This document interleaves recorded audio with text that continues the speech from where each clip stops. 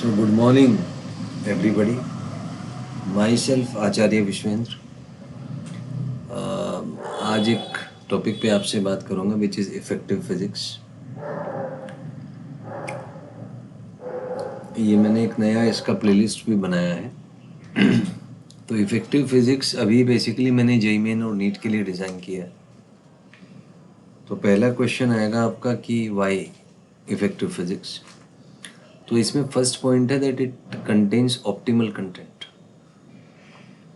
Optimal content से मेरा मतलब है इसमें मैं वही टॉपिक्स, वही फैक्ट्स, वही कॉन्सेप्ट्स डिस्कस करूँगा जो लास्ट 43 ईयर्स में एग्ज़ाम में आ चुके हैं और जिसकी प्रोबेबिलिटी सबसे ज़्यादा है। क्योंकि होता ये है कि फ़िज़िक्स पढ़ने के चक्कर में बच्चे एक प्लान ऑफ एक्शन नहीं बना पाते, एक वर्टिकल और हॉरिजॉन्टल प्रिपरेशन इंक्लूड नहीं कर पाते।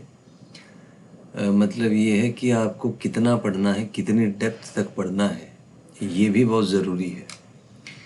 क्योंकि कई बार बच्चे हद से ज़्यादा ओवर थिंकिंग के शिकार हो जाते हैं। वो ऐसे कॉन्सेप्ट्स, ऐसे क्वेश्चंस, ऐसे प्रोसेसेस में अपना समय नष्ट करते हैं जिसका एग्ज़ाम से कोई लेना देना नहीं है।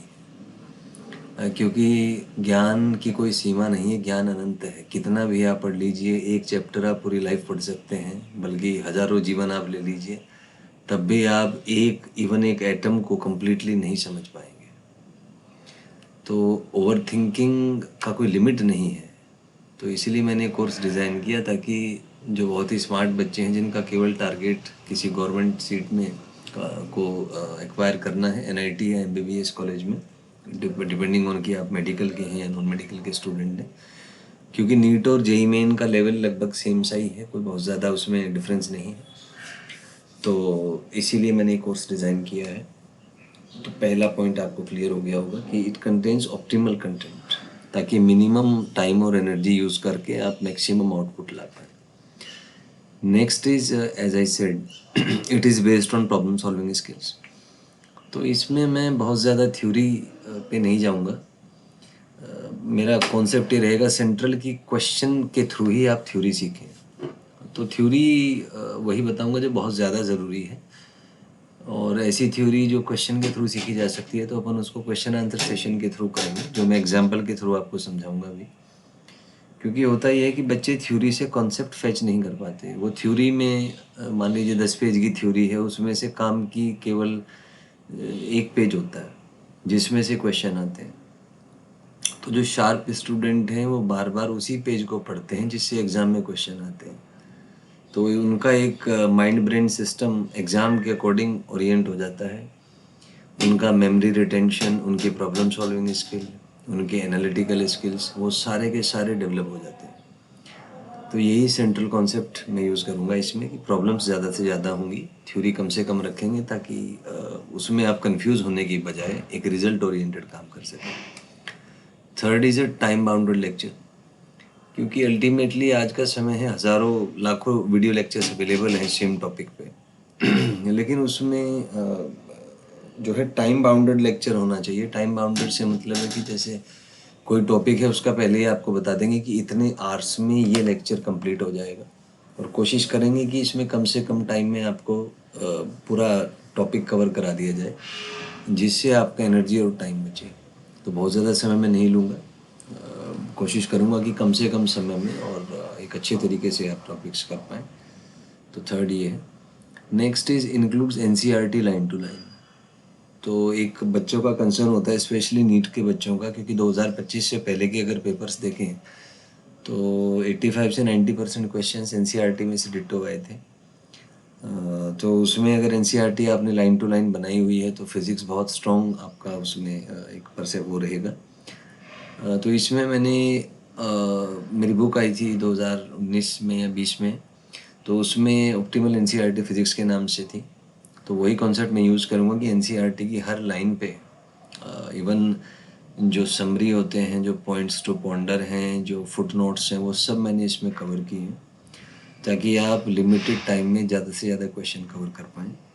तो ये इसमें इंक्लूड रहेगा। Next is include P Y queues.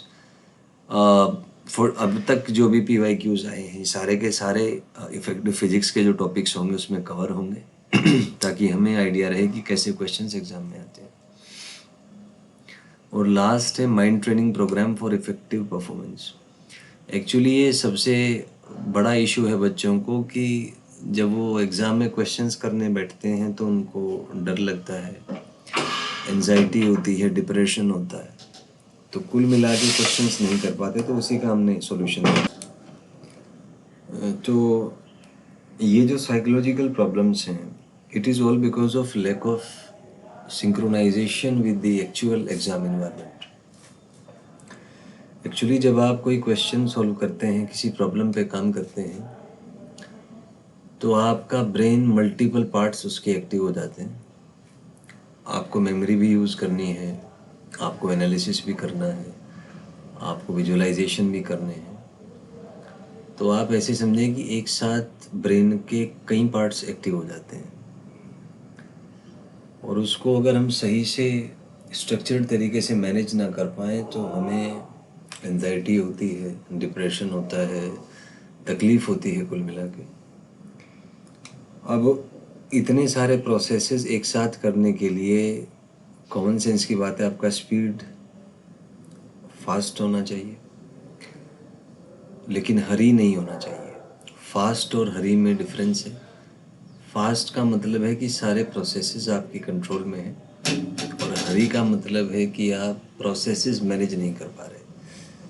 तो यदि प्रोसेसेस मैनेज नहीं होंगे तो आप कभी भी आउटपुट जनरेट नहीं कर पाएंगे।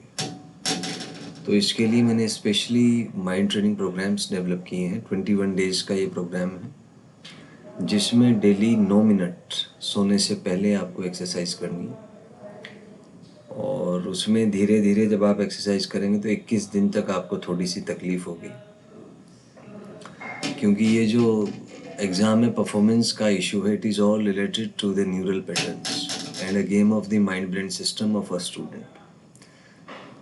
तो इसके लिए आपके तीनों माइंड्स, सबकॉन्शियस, कॉन्शियस और अनकॉन्शियस प्लस द ब्रेन, ये कैसे एज ए सिस्टम एक्ट करेंगे, इसकी ट्रेनिंग दी जाती है।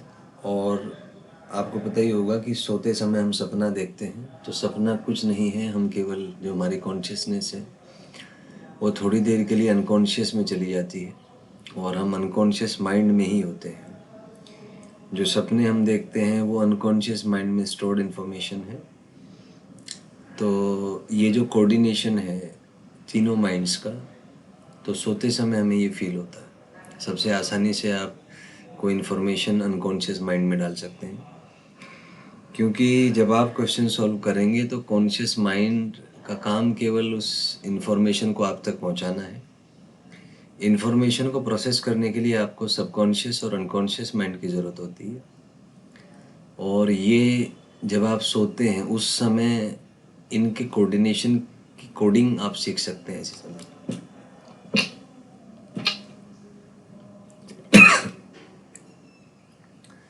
तो ये चीज़ भी मैं इसमें इंक्लूड करूँगा जिससे आप इफ़ेक्टिव परफॉर्मेंस लेके आ पाएँ।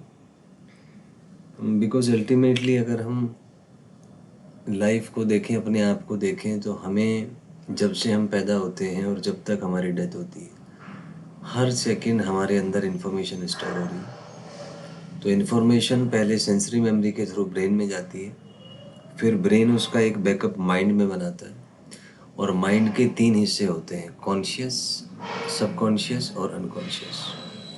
हम जो भी हैं अंदर से, it is all because of the 3 minds, and generally unconscious mind dominate करता है उसमें। क्योंकि आपने देखा होगा हम जो बातें बोलते हैं वो उसको एग्जीक्यूट उतने अच्छे तरीके से नहीं कर पाते। हम जो करते हैं वो एक्चुअली अनकॉन्शियस माइंड से ही आता है।